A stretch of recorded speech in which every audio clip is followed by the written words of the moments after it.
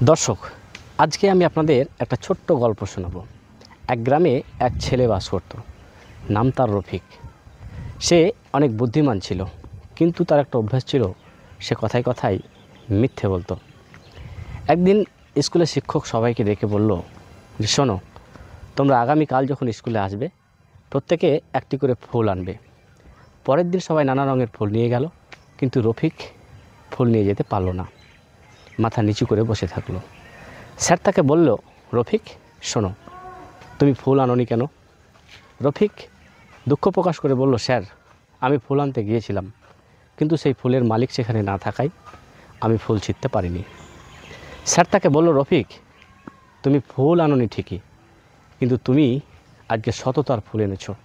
এই গল্পের নৈতিক শিক্ষা, একটা কথা সবসময় মনে রাখবেন, সত্য সর্বোচ্চ গুণ।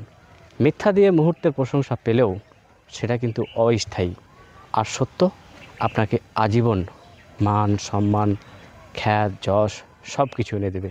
তাই সবসময় চেষ্টা করবেন সত্য কথা বলা আর সত্যের পথে অবিচল থাকা। দর্শক, এই গল্পের কথাগুলো যদি আপনাদের ভালো লাগে, অবশ্যই আপনাদের মতামত কমেন্টে জানাতে ভুলবেন না। আবারও দেখা হবে এরকম ছোট ছোট গল্পের সাথে। ভালো থাকেন, ধন্যবাদ।